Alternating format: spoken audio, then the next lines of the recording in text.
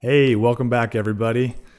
I am pleased to bring you controversial information in the name of health, and today is no exception. This conversation has the potential to stir up a lot of emotions, a lot of defenses, but I encourage us all to proceed with an open mind and with sound reasoning. We're going to look at over 50 reasons that people commonly give to defend meat eating and show that they don't actually back up the idea that meat eating is necessary or natural. I can't keep letting people get away with some of these arguments because they're using arguments that may sound convincing, but they're actually kind of groundless when you really dig into them and examine the philosophy. So no matter your dietary habits at the moment, this presentation is going to help you identify faulty reasoning in any type of debate. And I also want to say that I love you no matter what you eat. I love you. I respect whatever journey you're on, doing what you think is best based on your set of information and knowledge at the moment. And I thank you for coming on the channel today to try to increase that information set. Whether this is challenging for you or familiar, thanks for being here. And remember, as I take apart philosophies and belief systems, if you hold any of these belief systems that I mention, you may perceive my opinions as an attack on your personal character, but they are not. Even though they affect your reality, belief systems do not determine who you truly are, because belief systems can change at any time. But you, the real you, is unchanging and eternal. So anyways, I love you no matter what. We're going to define some terms. What is carnism? What is a logical fallacy? And then go over 50 reasons that carnists give to justify eating animals. And we're going to see how they don't hold up under logic. If you're new here, like and subscribe, leave a comment. Thanks for being here, and let's get started.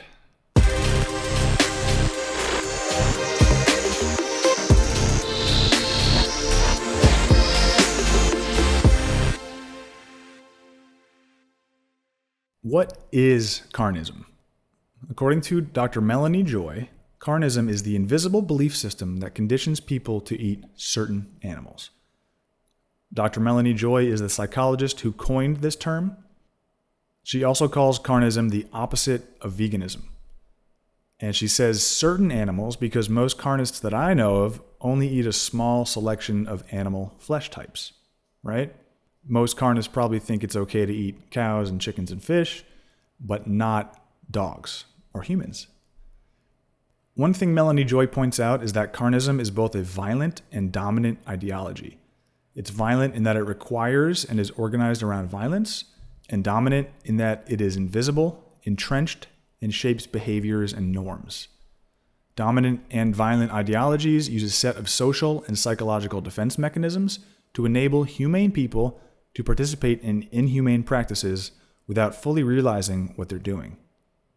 So if you eat meat, you may find certain defenses coming up in your mind during this presentation.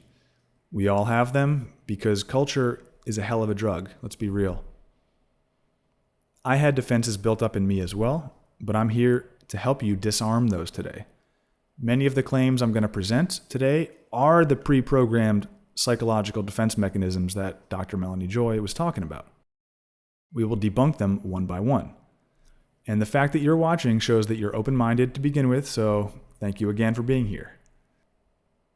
If you ask Google to define carnism, it responds with the belief that eating animals is normal, natural, and necessary. It's an ideology that supports the consumption of animal products, especially meat. Now, it's interesting to me how Google influences concepts by introducing certain words and also not using certain words. And in this case, they're using a euphemism, animal product. So they're not talking about the dead flesh or the animal itself. They're calling it a product, and that kind of desensitizes us just through language to what we're really eating or what we're looking at. So in the pursuit of knowledge, we can reflect reality by making a claim. What the vegans claim is this: exploiting and eating animals is wrong, and doing so leads to health complications due to our nature as compassionate frugivores or frugivorous herbivores, whatever. And surprisingly, most people don't agree with this.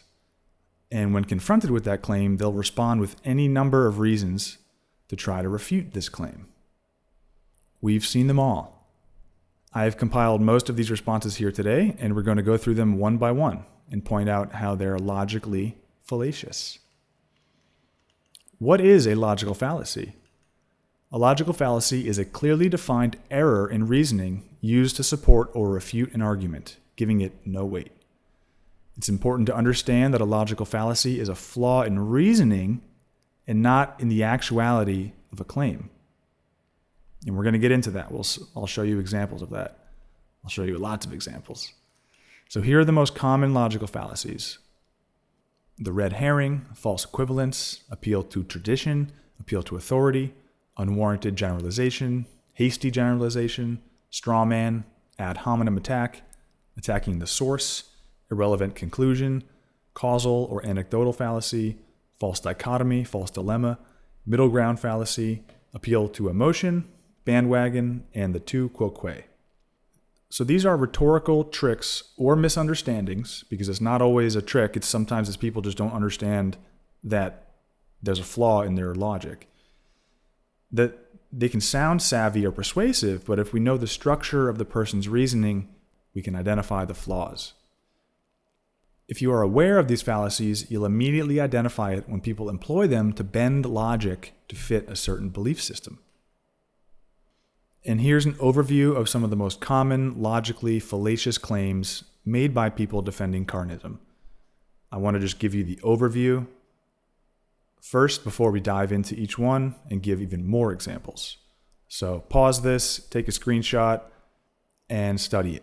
You can learn a lot from just this one slide to see how some of the most common claims here are not actually getting to the heart of the refutation of the initial claim, which is that exploiting and eating animals is wrong, morally, ethically, and doing so leads to health complications. All right, so let's dive into it. Let's go through each one.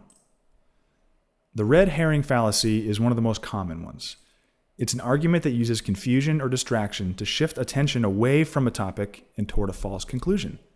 Red herrings usually contain an unimportant fact, idea, or event that has little relevance to the real issue. For example, veganism is part of the New World Order agenda. You hear this all the time.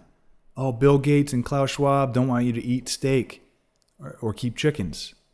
And that's correct. They don't want you to eat steak and chickens because chickens can help you be self-sustainable if you have them in your backyard.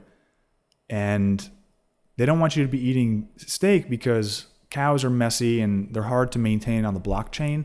They'd rather feed you synthetic food instead. So that's a red herring. Here's another red herring. Plants produce oxalates, which are poisonous anti-nutrient defense chemicals that cause kidney stones. Now, this is a logical fallacy because it's an unimportant, unnuanced red herring distraction. Oxalic acid, or oxalates, is produced by the body like lactic acid. The organic oxalic acid we eat is poorly absorbed and readily excreted. It's also destroyed by stomach acid and the bacteria in our gut. So green tea, greens, and sweet potatoes are high oxalate foods, yet they're staples of long-lived cultures like the Okinawan Japanese. And the very people who say to avoid high oxalate plants also say that dietary oxalates are not correlated with oxalates in your urine. Dr. Eric Berg and Sally Norton have said this. If the cells are sturdy and strong enough, and they can work up their own antioxidant response, they can handle oxalates, and do. Also, this is unnuanced because which oxalates are you talking about? Calcium oxalate, magnesium oxalate, iron oxalate, organic compounds, inorganic compounds? This is also sort of an unimportant point because I can give you a vegan diet with no oxalates, or a low oxalate diet that people thrive on, that don't get kidney stones from. Okay, and if there were small amounts of oxalates in these foods, their effect would be negligible and overshadowed by other benefits. So this is fear-mongering. Just to say that all plants produce oxalates and they're poison, that is fear-mongering. Moving on for another red herring, seed oils are the hidden cause of disease. Carnists love to point the finger at seed oils and say, vegans have it all wrong. There are plenty of ways to eat vegan without seed oils. This is a total distraction. Okay? Processed oil is not the issue. We're not supposed to eat processed oil like that. I agree seed oils are bad. Well, the hyper-processed ones. We're not supposed to be eating fat in high quantities like that anyways. So you may be right that canola oil in everything, or corn oil or soy oil, especially when heated at high temperatures, lead to disease conditions. I agree with that. But it's no defense for your argument that meat eating is necessary or natural. Okay, so all those are red herrings, fallacies, and they are hereby debunked. Moving on to another common, very common fallacy, the false equivalence. This is assuming or asserting that two things are the same or equal when, while alike in some ways, they're not sufficiently similar to be considered equivalent. So when someone says animals kill each other constantly, it's just nature, they're asserting that we can live by the rules of cats and snakes. We're not cats. We're not snakes. We're not predators. People say that humans are apex predators, but I'm not a predator. I am not a predator. I don't think you are either.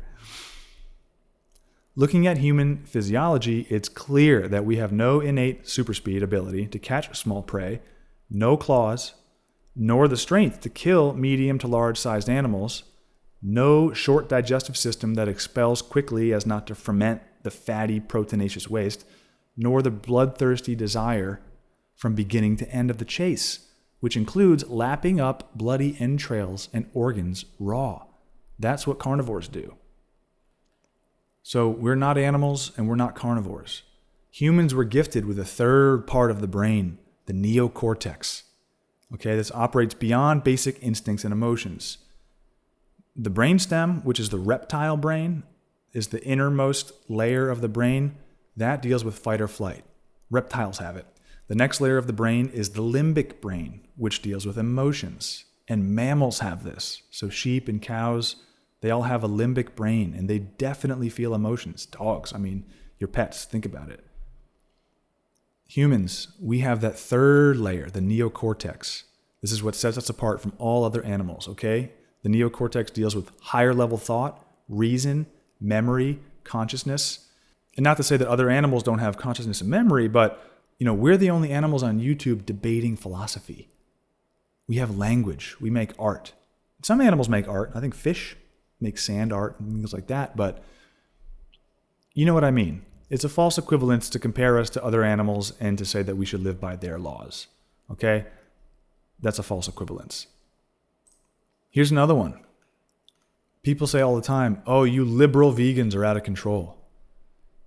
People commonly equate veganism with being liberal or being atheist or being feminist or any other ism or ist. I'm calling you out, Jay Dyer. You're very guilty of this. Lumping vegans in with atheists, okay? And you couldn't be more wrong. So someone like Jay Dyer is very philosophically sound usually. He's a great debater and he's an amazing philosopher in the realms of theology especially and conspiracy. But when it comes to veganism and nutrition, he resorts to false equivalences like this, ad hominem attacks, slippery slopes, and more fallacies. We'll get to those. But if you just try to equate vegans with another ism and use that as a reasoning for why they're unhinged or can't be trusted, that's a false equivalence. Here's another one. People say all the time, oh, we're made of protein, calcium, and iron, therefore we need to eat crude protein, calcium, and iron. They say, our body's made of protein, we got to eat protein. No, that's a false equivalence. Don't equate presence of an element with the necessity to eat it from a certain source. My body's full of blood, but do I need to drink blood to replenish it? No, my body creates it naturally. My body creates protein endogenously. Look up that. Look up endogenous protein. Endo means inside, and genus means creation. So protein is mostly created from inside the body, not from outside sources. So all these are false equivalences and hereby debunked. Next. The next common logical fallacy is the appeal to tradition, which is an argument based on the fact that something's been done or believed for a long time without providing any evidence that it's still valid or effective, or ever was valid or effective. In other words, just because people do something for a long time, it doesn't make it right. So when you hear people say, humans have been eating meat for 2 million years, so what? First of all, this claim might not even be true. And we could debate that, but we don't need to, because we can prove that it's fallacious by the fact that they're pointing to something humans did once, or many times, to infer that it should be this way in the future. That's just not philosophically sound. It's not rational. I can think of many things that humans used to do that we don't do anymore because we realized it was maybe not so good an idea, that we were collectively operating under belief systems and it was time to update them. So it doesn't matter what people did for that long. We have to consciously evolve. Another appeal to tradition. We should eat what our ancestors ate because we adopted their gut biome and blood type. Now, this is also reasoning based on physiology, but you hear the ancestor argument a lot, and I want to address that. So, I may have had ancestors that kept slaves. I may have had ancestors that abused their families, okay? What we are here to do is break cycles of harm. Now, in regards to the physiology, the gut biome and blood type, don't disregard epigenetics, which shows that you can reform your gene expression within one generation by habits and by lifestyle. Now, in regards to blood type, this argument's invalid because there are plenty of people from all blood types that thrive on a vegan or fruitarian diet. There are vegans and fruitarians all over the world. Every body in every race responds well to plant foods. People from Asia, Africa, South America, North America, Europe, Australia, all share that they're thriving on plants. Now, if it doesn't work for some reason, we can look at that, and we will later, but just know that people from all blood types can eat plants. And there are over 20,000 types of plant foods to choose from. So if some don't work for you because of your gut biome, that's fine. There's plenty of others for you. And the last point I want to make on blood type is that cows have 800 blood types. 800 different types of blood. And they eat the same thing. Grass. There's one type of food for 800 blood types in cows. Now, I know we're not cows, but that's just something interesting to think about. Here's another appeal to tradition. This is the food of my culture, and I can't stop eating it. Well, if your culture teaches you to do a thing that you know to be wrong, why would you keep doing it? So this is a logical fallacy because it doesn't support why it's right. Just because your culture teaches you to do a thing doesn't make it right. So all these appeals to tradition are hereby debunked. Moving on. Appeal to authority. This is a great one. Super commonly used. When someone argues that a claim is true simply because an authority figure or expert has said it's true without providing any further evidence or justification, that's a logical fallacy. Here's the first common one. I went to school for nutrition and studied the latest science. So science is, how do I put this without offending people? Science can be a religion. People can blindly believe what someone in a white lab coat says simply because they have years of experience in an indoctrination camp. In a university. Excuse me. So this is a great way to not think for yourself, thinking that something is true just because certain people said so. Plus, science is never settled. Science is always evolving, and you'd be hard-pressed to find anything on nutrition that all scientists agree on. My doctor said I should try the carnivore diet. Yeah, a lot of doctors are recommending this these days. And Forgive them, Father, for they know not what they do. This is an extremely damaging recommendation because, as I alluded to earlier, we're not carnivores. And if you're doing this just because your doctor said it without looking into it for yourself, you're taking away responsibility and you're putting it on somebody else who's actually being paid by certain industries with conflicts of interest, okay? So if your doctor or Paul Saladino or some other big influencer says something and you use that to justify it being right, that's an appeal to authority, and we got to throw those out. But this also goes for the plant-based crowd. Just because Dr. Sebi or Dr. Morse or medical medium says something, okay, it does not make it true. Even Herbert Shelton, even philosophers and writers and doctors that I really appreciate and I think they're onto a lot of truth, just because they say it doesn't make it true.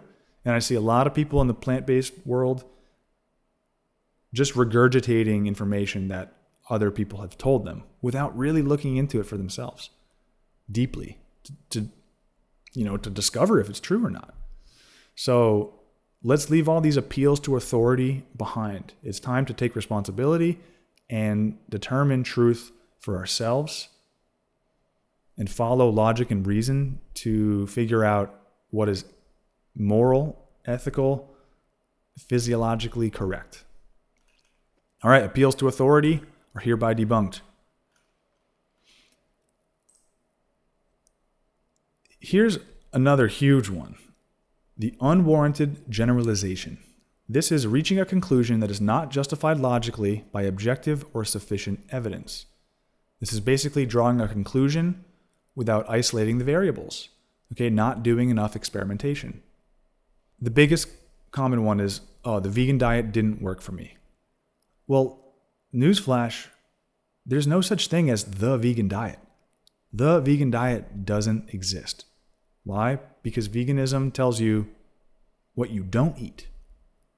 So is a person who only consumes corn oil or corn chips fried in corn oil, is that diet the same as someone who only eats raw living fruits and vegetables? Absolutely not. Okay, so anyone who says the vegan diet, I immediately know that they don't really have a strong philosophical underpinning for their reason or belief system. Now, people take it a step further and will say, the reason it didn't work was because I lacked protein. Now, this is a hasty generalization. This is basically coming to the conclusion too quickly. I doubt you isolated all the variables in your health journey to determine that it was 100% most definitely the protein. This is basically just an opinion. Maybe the reason it didn't work was because you weren't eating enough raw living food. Maybe the reason it didn't work is because you weren't drinking enough water and you were severely dehydrated. Maybe the reason it didn't work was because you were emotionally unstable or didn't actually have a good mindset going into it. There's a million reasons why, a certain diet might not work for you. And like I said, you probably didn't isolate all the variables. So this can be considered an unwarranted generalization or a hasty generalization. Another one would be, you can't build muscle on a vegan diet. And this is so untrue that it's hard to explain. There are lifelong vegans out there, people. Okay? Adults, old folks who have never eaten an animal product other than their mother's breast milk. So to say that you can't build muscle on a vegan diet is just ignorant. You know what builds muscle? Strength training. Okay? Doing repetitive things over and over again with weight. Okay? Training the actual muscles. So look at Nimai Delgado. He's a bodybuilder. He's vegan. I mean, he grew up vegetarian. So he ate a lot of cheese and eggs, I think, in the first half of his life. But here in the second half, he doesn't have any problem finding the food sources for his physique. He's a world-class bodybuilder. Now, I don't agree with, his nutritional approach necessarily, but he's a beast and he builds muscle on a vegan diet. So So avoid unwarranted generalizations, hasty generalizations, and broad sweeping generalizations because they're bunk. Bunk. Bunk. All right. Another super common logical fallacy is the straw man. A straw man is misrepresenting someone's argument to make it easier to attack. And this is a super common one. You're saying we should all eat soy instead. You want us all eating soy. No, that's not what I'm saying. Using a straw man argument shows that you either don't understand your opponent's perspective or you're purposefully twisting it. Now, if somebody was saying that we should all eat soy instead, the person would have a point if they tried to refute that. But that's not what we're saying. What we're saying is that we shouldn't exploit animals when we don't have to. And we shouldn't kill them and raise them to be killed when we don't have to. And I can prove to you that we don't have to, but that's not exactly the crux of this conversation. This is really just refuting the claims or the refutations that carnists make to our initial claim, which is that it's immoral and unnecessary and unnatural to be eating animals. So a few more straw men arguments. You want to put American farmers and ranchers out of business. Well, it's true that I want to end the system of exploitation and slaughterhouses, but my point is not to destroy lives of Americans and destroy their livelihoods, okay? There's plenty of other things that they can get involved in. They can start growing fruit and nut trees. We need almond and pistachio and walnut producers. We need fruit producers. We need more cherry growers in the Midwest. We need more peach growers in the Northeast. Yes, peaches grow in the Northeast. So this is a super annoying straw man argument. We got to move on. So this is an example of a slippery slope where someone presupposes that protein or meat consumption is manly. Okay, and that cutting out these manly food products are going to make you weak and feminized. Now, is it true that soy contains an estrogen-like compound? Maybe. But again, that's not the point of what we're talking about here. So all these straw men and slippery slopes and mental gymnastics, they're all bunk, okay? Here's a favorite of mine, is when people just call you names. Okay, so name calling is known as the ad hominem attack. It's directed against a person or their personality rather than the position they're maintaining. So this is an attempt of discrediting somebody by calling them names. And it has nothing to do with refutation or philosophy or logic or reason. And this is one of my favorites because it happens all the time.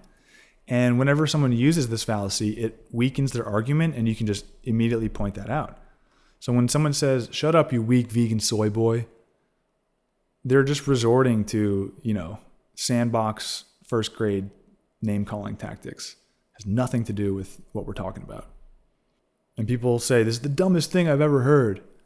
They're trying to ridicule you. This is an appeal to ridicule.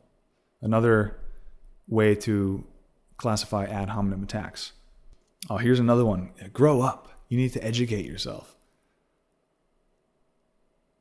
This is just so condescending, and again, doesn't back up the real refutation, the real heart of the matter. So don't let these get to you in debates. Reflect why these ad hominem attacks and appeals to ridicule are baseless and weak arguments. It can throw you off emotionally, though. That's the thing, is if somebody starts to call you a soy boy or dumb, it may affect you. But stay emotionally centered, laugh it off, okay, and don't attack back. You can reply with something like this. "Hey, thanks for the ad hominem attack. It really weakens your argument since there's no substance and only ridicule. Do you have any real reasoning or refutation?" So all past, present, and future ad hominem attacks are hereby debunked.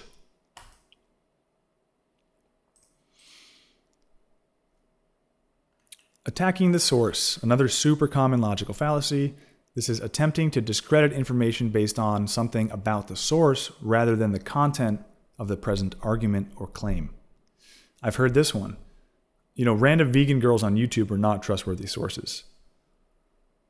Many of them aren't. But again, you're not backing up your position. You're attacking a source of information. It's the same thing when people say, you sent me a video on rumble.com. That's a page for racist conspiracy theories, right?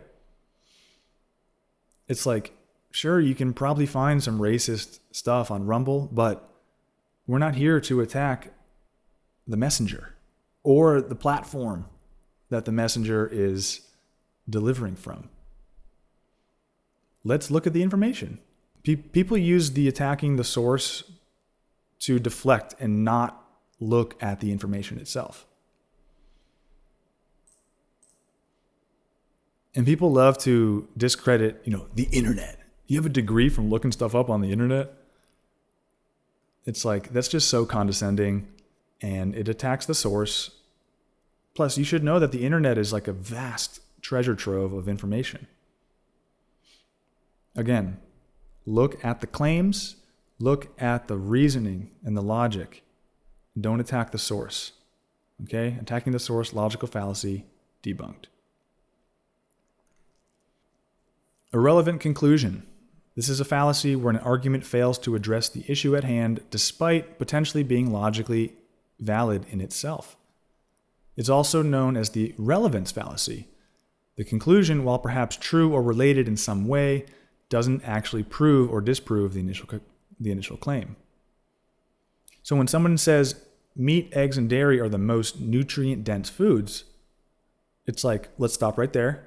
That is correct. Meat, eggs, and dairy are the most nutrient-dense foods. And let's think this through. This is a vegan saying this. What are the 3 macronutrients? Carbs, protein, and fat. Which macronutrient has the most amount of calories per gram? Fat. Fat has the most calories per gram. And all those animal products we just listed, meat, eggs, and dairy, are mainly fat. So, sure, it's very dense in fat, whereas watermelon is mostly water. It contains 6% carbohydrate. So if you compare a watermelon to a stick of butter, you could fairly say that the stick of butter is more nutrient dense. It's more dense in the macronutrient, fat, than watermelon is in carbohydrate. But it's irrelevant. Doesn't matter. Try eating a stick of butter for breakfast one day and see how you feel. And then eat a watermelon for breakfast, or, a quarter of a watermelon is all you really need for breakfast. And see how you feel. You can have so much more energy eating the hydrating, carbohydrate-filled food that's living versus a stick of butter. Okay, so nutrient dense is irrelevant. And these arguments fall under the irrelevant conclusion fallacy category. It doesn't actually prove or disprove the initial claim. Always going back to the initial claim. Meat eating is unnatural, unnecessary. Okay? You still haven't refuted that. Where else do you get heme iron, choline, and B12? Well, what makes you think we need heme iron? Also, there's plenty of plant foods that are rich in choline. And B12 is created by the gut. There's a lot of meat eaters who are deficient in B12. So all of these conclusions or arguments are irrelevant. Here's another example. Someone can say, I've read studies that show remission of multiple sclerosis and other diseases on a meat-based diet. Now, again, that may be true, but you're ignoring the refutation here that, one, meat-based diet is unsustainable. Show me someone that's been eating a carnivore diet for 30 years. And then I can show you plenty of people who have been eating vegan diets for 30 years who are high-performing, long-lived, vital. So even when that's refuted, people will still point to this and conclude that eating animals is good because it can show remission of certain disease symptoms. Can't you do the same thing on plants? Yeah, certain approaches you can. So that's an irrelevant conclusion.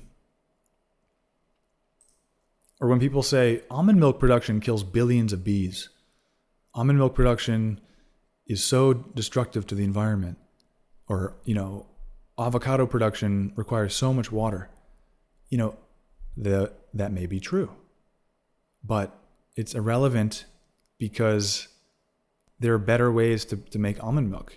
I don't support factory production and industrial production and, pesticide application, herbicide application to make almonds and to make avocados.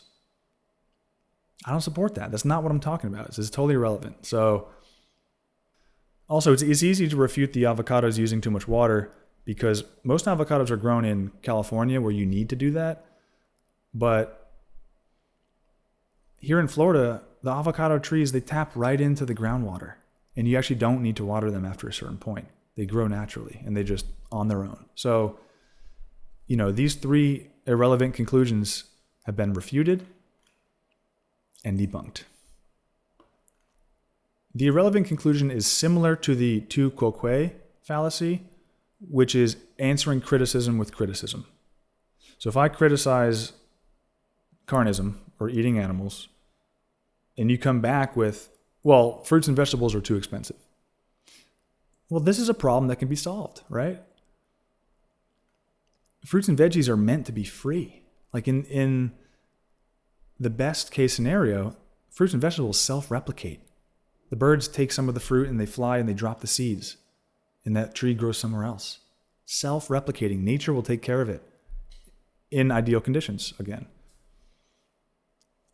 And sure, there can be initial investments to start up a system of food growing, but once a system is established, especially if it's sustainable, like permaculture, the only cost is your time to gently maintain this. Hospital bills are expensive. Okay, so expensive is extremely subjective, and we should conduct a lifestyle audit to see what expenses are draining our money or draining our vitality, and reapproach value in our lives. Fruits and vegetables are not too expensive, especially fruits. It gives year after year after year. If you live in a climate that can grow jackfruit, you can produce hundreds of pounds of free food, provided you have a little bit of space in the ground to install a jackfruit tree. Here's another tu quoque answering criticism with criticism. Do you know how many animals you kill farming vegetables? Well, first of all, I find it ironic that carnists are concerned about harming animals because they're the ones directly raising them to be killed. But this is also a problem that can be solved. Stop doing the industrial farming and lean into permaculture and lean into foraging, lean into, home gardening, and you're not going to be destroying the ecosystem. You're actually going to be supporting it. Or just lean into shopping local, buying fruit and vegetables from local farms that don't use factory farming. So, do you know how many animals you kill farming vegetables? That's a criticism of factory farming. And I agree with that. We shouldn't be supporting those systems.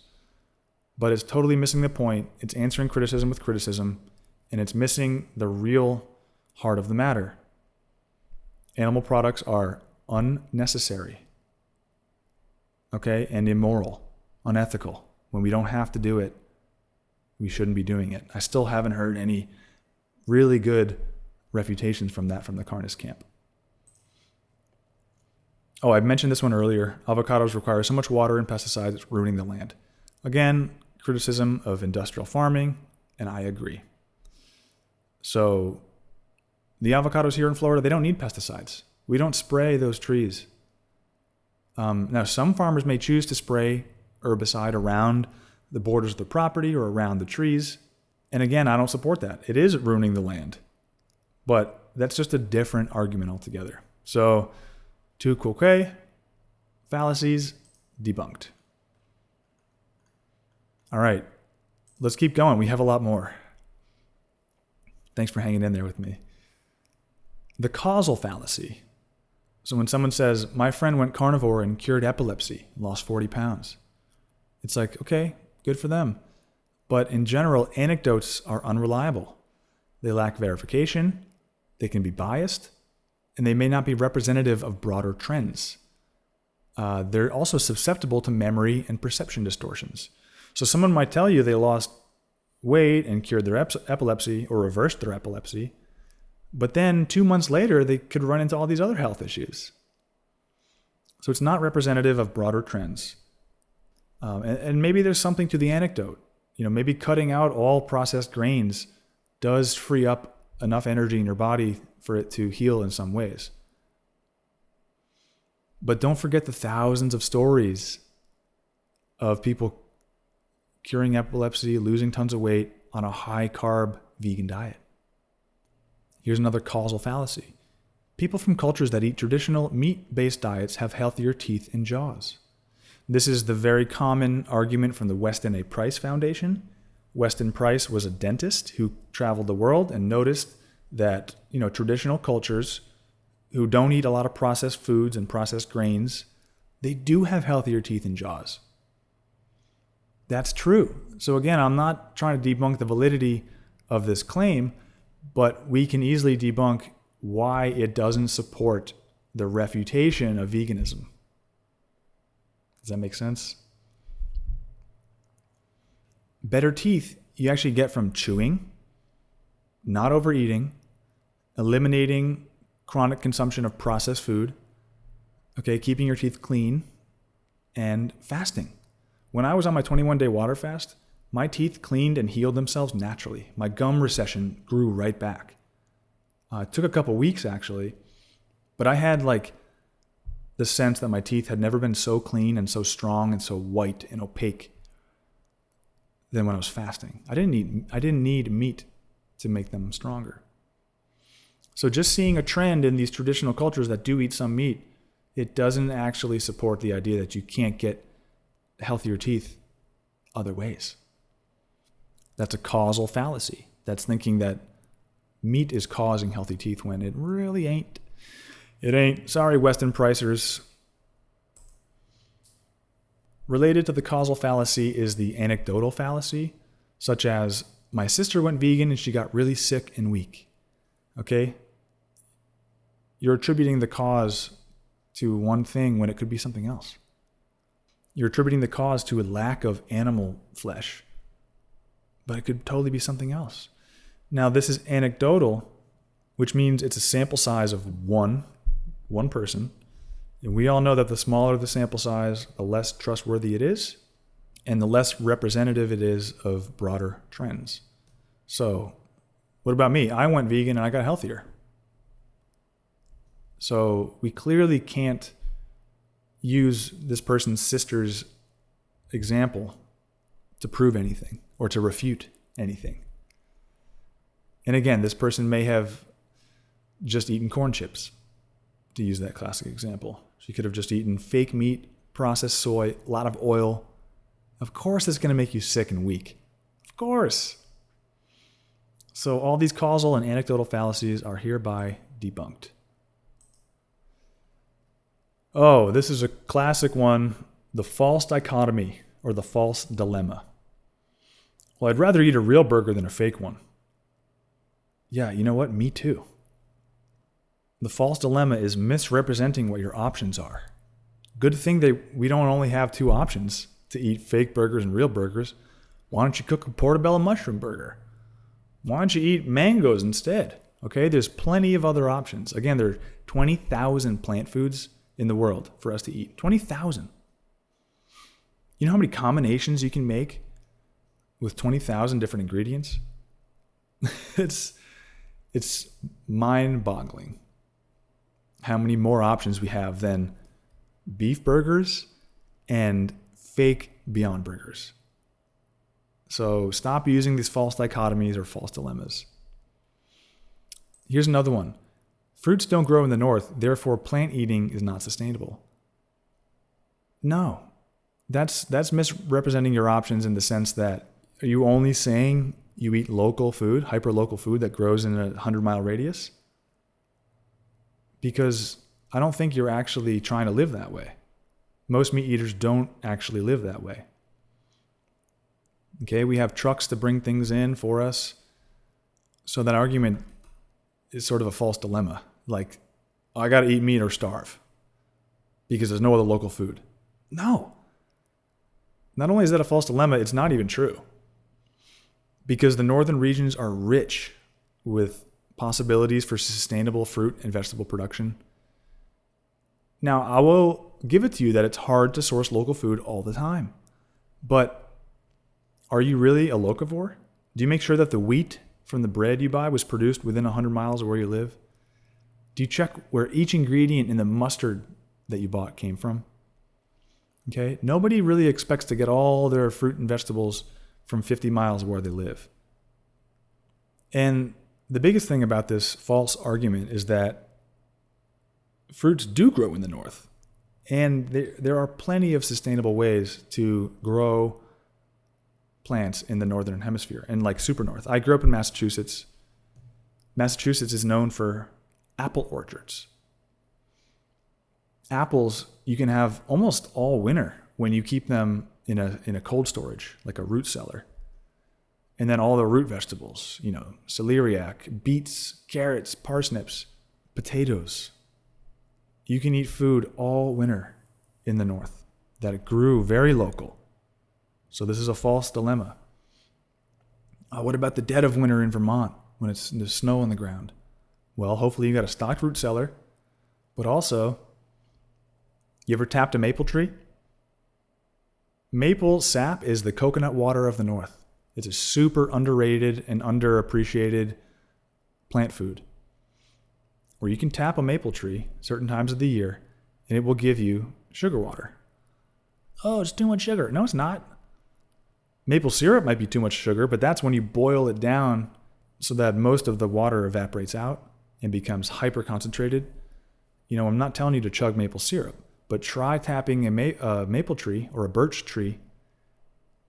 And if you're really just trying to survive off hyper-local food, you can survive off maple sap. But that's just too extreme. I think people just aren't looking at the fact that they can go to their supermarket in the dead of winter and still buy oranges from Florida or California. Okay, plenty of people who are plant-based in the north. So it's a false dilemma to say that plant eating is not sustainable in the north. It's either starve or eat meat. Nope. And then here's another common one. Veganism is so restrictive, I'd rather eat everything. So this is a false dichotomy when you're saying, I have to either restrict myself or eat everything, including meat. The only dichotomy we're talking about here is ethical versus unethical. Okay, it's not everything versus restrictive. Okay, omitting animal products is actually not restrictive at all. There are 20,000 plant foods, and chances are you've only probably had 100 of them. So it's infinite. It's meant to be super infinitely abundant. I have another video you can check out called The Infinite Abundance of a Plant-Based Diet, where I show examples of the food I ate over the first couple of years of being vegan, and I really didn't know how abundant it really was. And also, you're not upset that it's too restrictive that abusing dogs is illegal, right? Like the fact that we outlawed animal abuse and like raising dogs to fight each other. You're not upset that that's too restrictive, right? No. Certain things is okay to do away with. All right? And it's not that you're only limited to bread, And if your case is that you'd rather eat everything, you'd rather eat meat than not, well, you still have to provide a reason why. And we don't see that from carnists.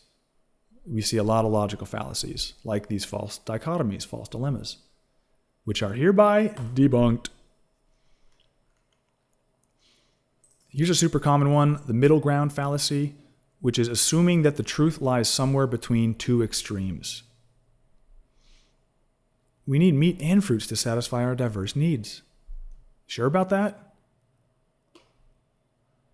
I'd rather have a balanced diet. It's about getting a balance of macronutrients, so we should get a little bit of everything. What do you mean everything? Should we be eating a little bit of ants, a little bit of crickets as well? No, it's illogical. People always say that, I'd rather eat a balanced diet. Well, who's to say that killing animals, routinely in slaughterhouses is balanced? And are you sure that your needs are that diverse, that you need to exploit animals in order to survive and thrive? There's the existence of certain people just proves that wrong. I don't need to kill animals to support my physiology, support my life. There are foods that are right for the human body and foods that are unethical, immoral, and unnecessary. And this is what we are debating, is the necessity. So when you just say, no, we need it, it's like, okay, well, why? You have to explain why. Don't resort to this middle ground balance fallacy. And when people say that factory farming is bad, and point to like soy burgers or Beyond Burgers, like factory food, and then say, I'd rather get the quality stuff, the raw milk, pasture-raised eggs, quality meat, humanely raised, whatever. That could be considered a middle ground fallacy as well, because they want to try to take this perceived natural route, but we're not talking about factory farming, okay? We can just pretty much do away with that argument altogether.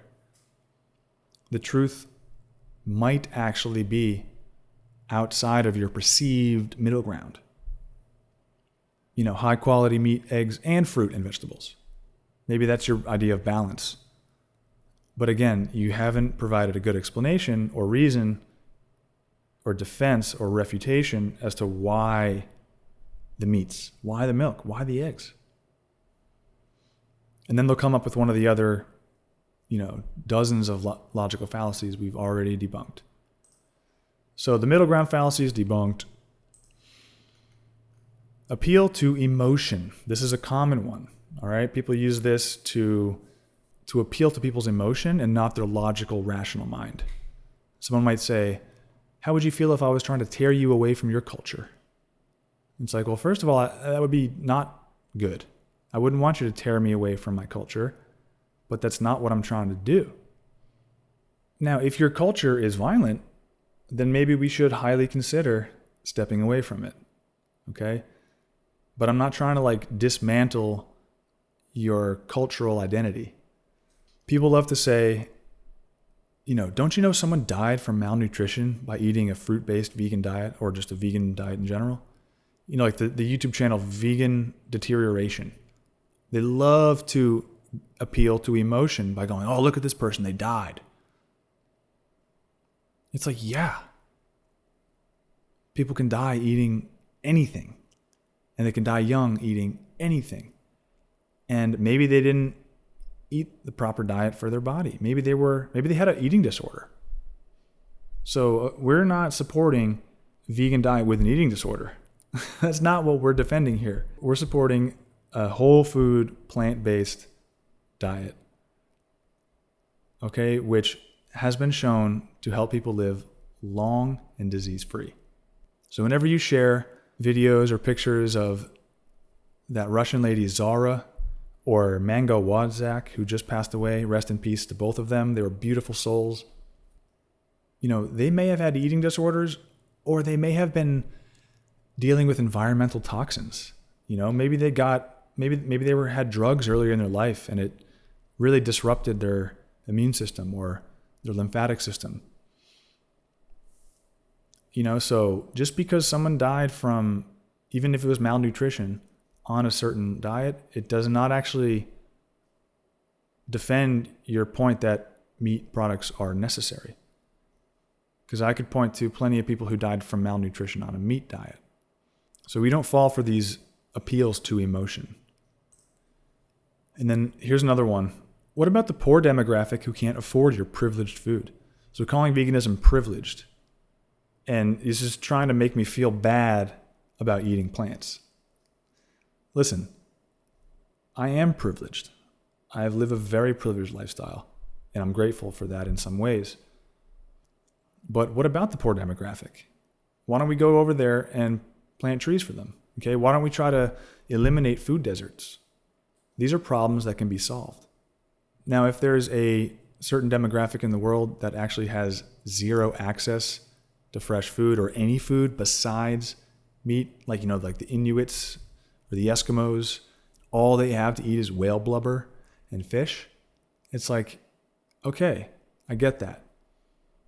And that's where the when we don't have to comes in.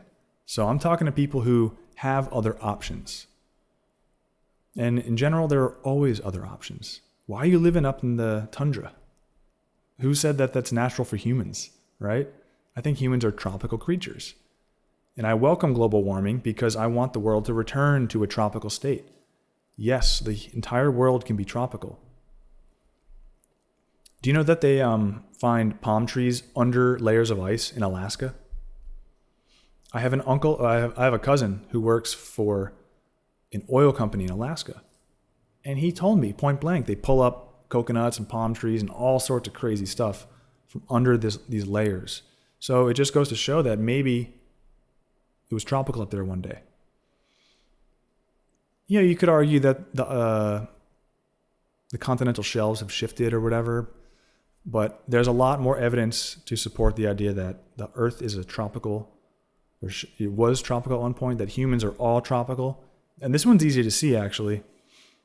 Humans thrive in the tropics. Why? Well, and the subtropics. Why?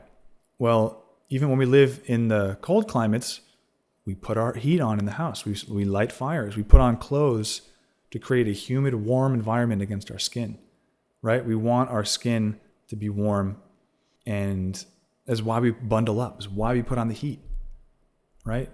Humans naturally thrive in subtropical, tropical climates. So why are you living in the tundra? So anytime someone asks about the poor demographic who can't afford privileged food or can't access, plant foods, they might be trying to appeal to your emotion and not your reasoning. But here we're all about reason, philosophy, logic.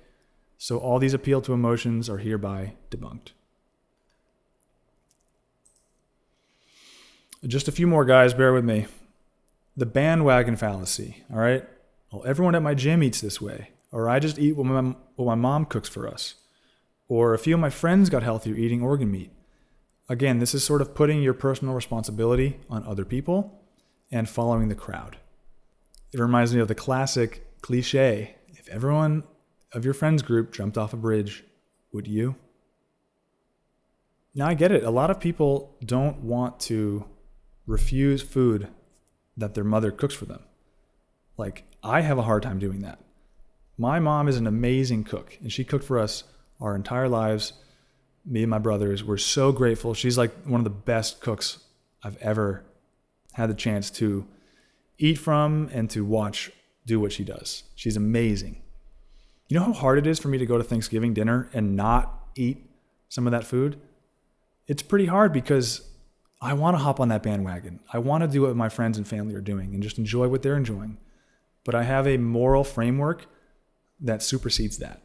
And it takes strength, extreme resolve to stay strong in the face of your friends and your family. And not to mention, my mom's so great that she asks, hey, what would you like to eat instead? Oh, I love when you make the root vegetables. I love, green beans. I love the salad that you make. And she makes it without cheese, and she'll hook me up. So, there's always workarounds to this. We don't have to hop on the bandwagon. All the bandwagon fallacies, debunked. So this brings us close to the end of the presentation. I want to present a few other very common top excuses that people use, which aren't necessarily logical fallacies, but it deserves our attention because I know I'm going to get comments that say, well, what about this, or this? So a very common one is that people say we have canine teeth. Are you kidding me? They're canine in name only. Look, they're flat. Do these look like fangs to you? Look at this picture. Carnivores have fangs. Okay? Omnivores have fangs. for ripping through flesh. Herbivores, frugivores, humans, we have flat teeth. Okay, not to mention that when you have fangs, a carnivore jaw only moves up and down. It only shears like this. Okay, human teeth, frugivores and herbivores, we have lateral jaw movements like this. Our jaws move laterally with flat teeth. Why? It's so that we can grind plants. Take a screenshot of this. Study this. I actually have this on my website, sethbalin.com. You can find the comparative anatomy between carnivores and frugivores and all of the other vores to show that we are built like frugivorous herbivores, okay? Not omnivores, not carnivores. We don't have fangs. We don't have canines. Okay, and then let's just give you the benefit of the doubt and say, sure, this canine is a little pointy. Well, it really helps me rip through mangoes. Really helps me, open the skin of an orange. If it's a tough skin or something like that, I can't do it with my fingernails. Certain things like the canine can help me like rip through bark and like rip certain things off and cut through different things, but we don't have fangs. We don't have canines. Look at the other comparisons between carnivores, omnivores, herbivores, and frugivores. Okay? From the teeth to the tongue to the salivary glands to our stomach capacity to the length of the intestines to our liver type and the chemistry in our body, we all, humans, are most closely built like herbivores and frugivores. Now, I'm not arguing that we are herbivores. I honestly think that we are frugivores. To me, a frugivore is an animal who's physiologically best adapted or evolved to eat primarily fruit. Not exclusively fruit, primarily. Okay? So 60% at least. Fruit diet, I think, is the best for humans. It's what works for me. And it tastes the best. And there's so many other reasons why. I should go into that sometime. But right now, we're just looking at the refutations that carnists give. And we have canine teeth and tools to hunt. It actually doesn't tell you anything about, is it normal, necessary, or natural? Okay? Our canine teeth are not naturally suited to hunt animals. It's just not. 99.999% of all carnists and animal eaters pay other people to raise the animals, kill the animal, drain their blood, butcher them, and cook them, and cut them up into tiny pieces for us. So we're really not natural predators. We're not natural carnivores. We don't have canine teeth. And because we have tools, so what? I have tools to hurt humans, but it doesn't make it right. I could never give up cheese. You can consider this like an appeal to emotion, or just a straight up misunderstanding, something that's just wrong, because you could give up cheese. And how do I know this? Because I once said I could never give up cheese.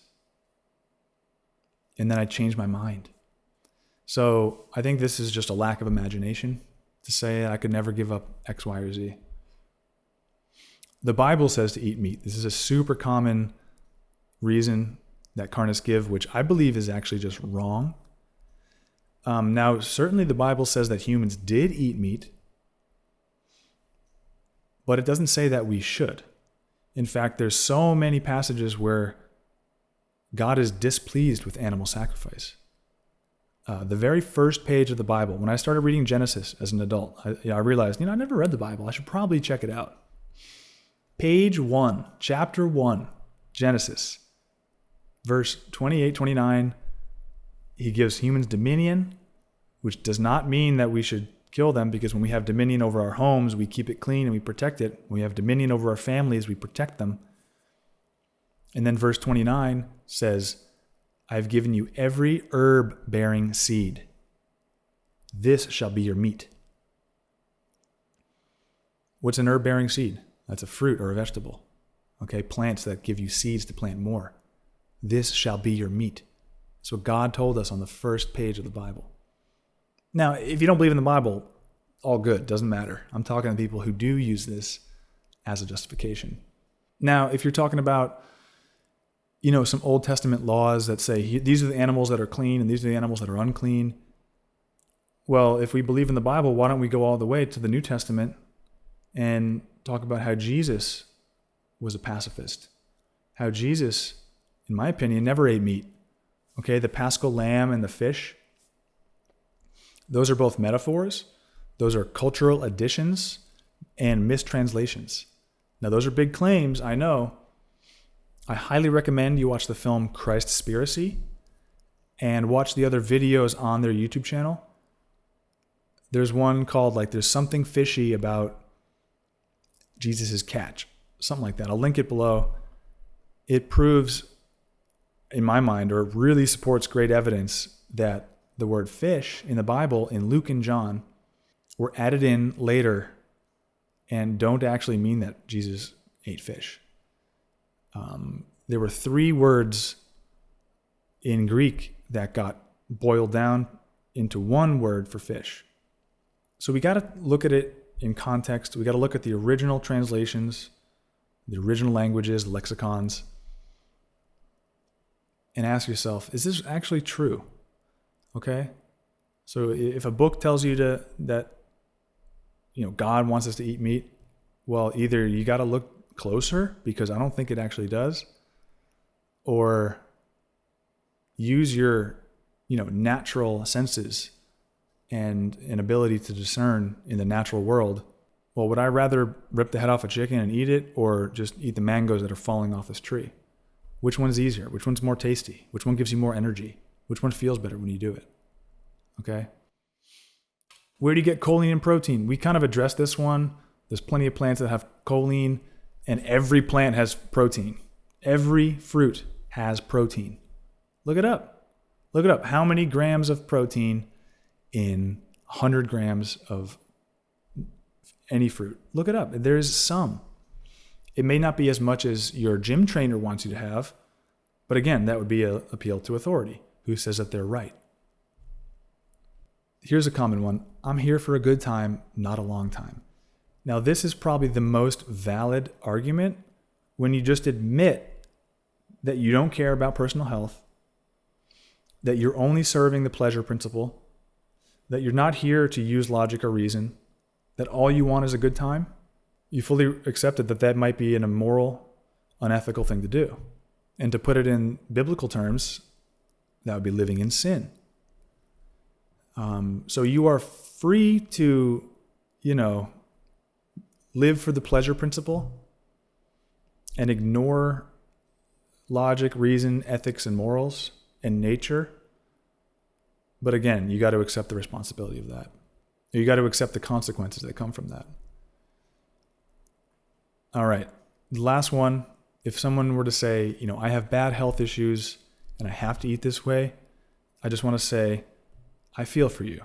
And it must be really tough to feel up against a wall and to think that you have to eat a certain way in order to not let symptoms arise. That's tough. But have you done everything? Have you done everything out there to see if you can reverse these health issues? Now, oftentimes people say, yes, I've tried everything, but they actually don't know the scope of what to try. So, water fasting? What's the longest water fast you've done? How many have you done? Have you done a juice cleanse? Have you done enemas? Have you tried cleaning out the colon with water? Have you done different gut cleanses? Have you tried a fruit diet for a week? I'm not prescribing this. I don't prescribe anything for people. I'm not a health professional, but I'm just trying to raise awareness of different approaches that you might not know about. So have you done everything, including fasting? Because fasting is one big one. People don't really realize. They're too afraid to do it, or they don't trust it. My previous video is my 21-day water fast. Check it out.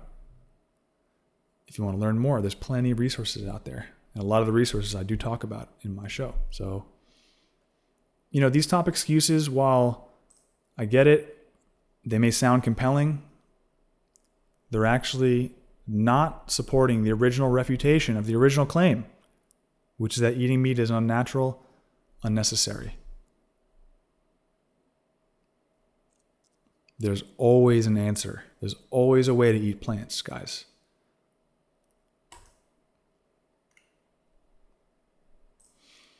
Now, here are some questions for further thought, okay?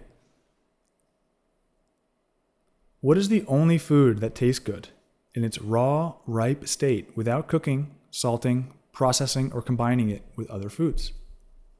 Is raw chicken good? And I don't mean like a raw chicken breast. I mean like a chicken, like a whole, raw, ripe, living state without processing it, without cutting it, without defeathering it. There are some animals that eat whole chickens. Humans are not one of those animals. We have to kill it. We have to drain its blood. We have to pull out its feathers. We have to de-skin it. We have to cook it. We have to season it. We have to combine it with other foods. Compare that to a mango. A mango is just a perfect food in itself. It requires no processing other than maybe peeling it or waiting for it to be ripe. But no, in its raw, ripe state, many mangoes you don't have to peel. You can actually eat the skin. So you just literally pick it up off the ground and eat it. And it's like the best tasting thing you could possibly imagine. I know this from experience. It's mango season in South Florida. I've been eating freaking 10 mangoes a day. And it's the best food you could possibly imagine. It's the easiest on the gut. My gut loves mangoes. My taste buds love mangoes. And my body loves the ease of eating mangoes. What type of eater in the animal kingdom does the human physiology most closely resemble? Again, go back to the comparative physiology chart. We most closely resemble herbivores and frugivores. Some people classify us as frugivorous herbivores. I classify us as frugivores because I believe, and it's evident, that we are built to assimilate fruit most easily. Here's another question. Do you consider yourself a predator? Would you proudly post on X or Instagram or YouTube and get out there and tell the world, would you proudly say, I am a predator. I prey on small beings? Answer that. I don't consider myself a predator. I am a proud non-predator. Okay, I am proud to cohabitate with all the animals on the planet, just like the Garden of Eden. Do you enjoy taking down animals? Like, I think most carnists have probably never killed an animal, but for those who have, do you actually enjoy blasting the bolt gun into the lamb's head? Or do you enjoy, shooting an arrow into a deer's heart? And do you enjoy butchering them? Do you enjoy, cutting off the skin, draining the blood? Is that an enjoyable, emotionally fulfilling process? Now, when you see a dog or a cow or a pig, what do you feel? What are you feeling in your heart? Whenever I'm driving through farmland with friends who eat meat, even, we look at the cows and go, oh, look at the cute cows. We want to go pet them. We want to go watch them. We want to feed them. Right? You come up to a sheep or a goat and they come up to you and they go, meh. What I want to do is I want to take a piece of grass and feed it to them. What do you feel when you see a dog? That's the cutest thing ever. I just want to scratch your head and kiss your face.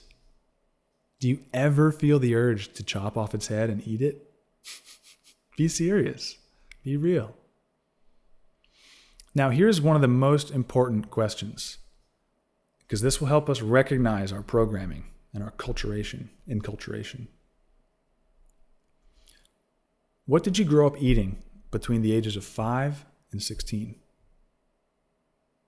Can you see how that would influence our choices today and what we like to do? Between the ages of 5 and 16,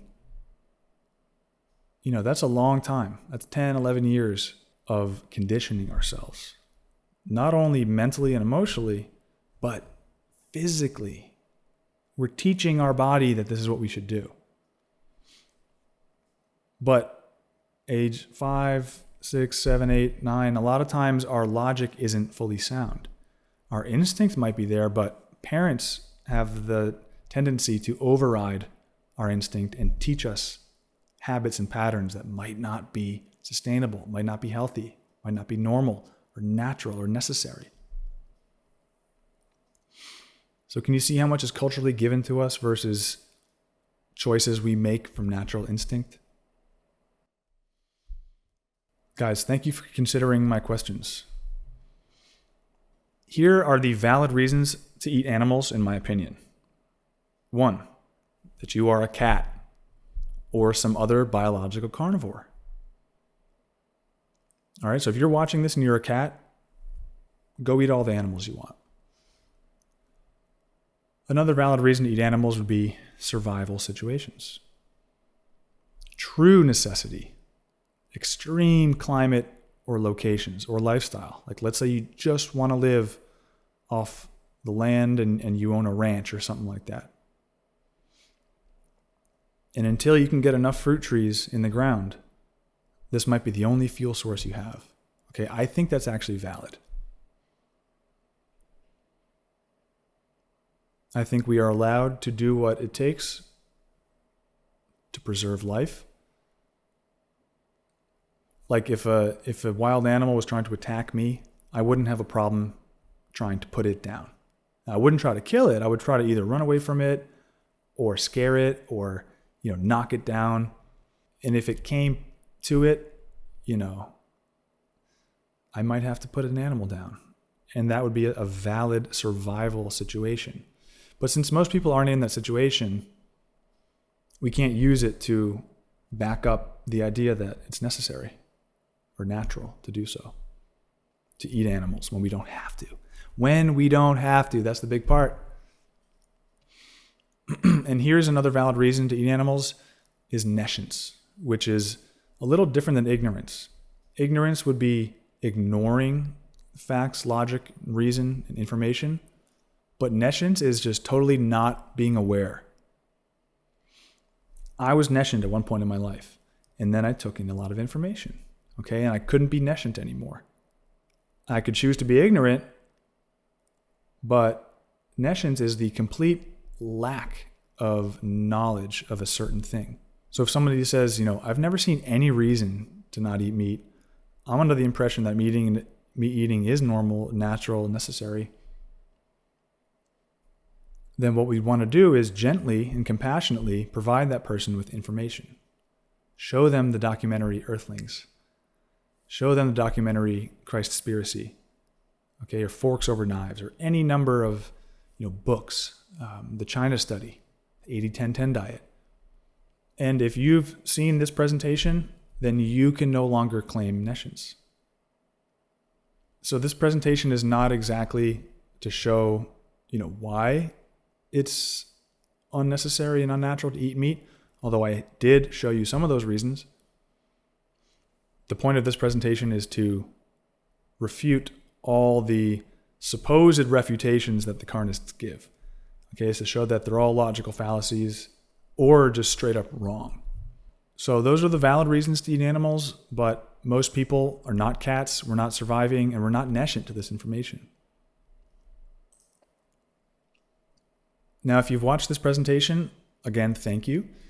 But if you still feel nescient, if you still don't understand fully why a plant-based diet is the way to go, if you're undecided, please go watch Melanie Joy's talk on YouTube called Carnism, The Psychology of Eating Meat. Again, Melanie Joy is the one who coined the term carnism, and this presentation is amazing. It'll show you all the reasons, maybe not all the reasons, but most of the great reasons why carnism is an old, outdated philosophy that's got to go. And then if you just want a 2-hour documentary that will blow your mind and heart wide open just by showing you what's really going on in the animal production industry, please watch Earthlings, narrated by Joaquin Phoenix. It can be found at nationearth.com. Thank you for watching my presentation. Thank you for listening to this podcast episode. Thank you for considering the information. Thank you for your comments. Even if they're here to challenge, if there's another reason that I forgot or missed, I probably didn't get to all of them, comment it below and I'll address it in another video. But yeah, thanks again. Please subscribe to the channel if you want to see more. Share this with a friend. If they use any of these logical fallacies to defend their meat eating, stay tuned for the next episode. Love your neighbors, love the animals, love yourself, feed yourself good food, whole food, plants, and we'll see you next time.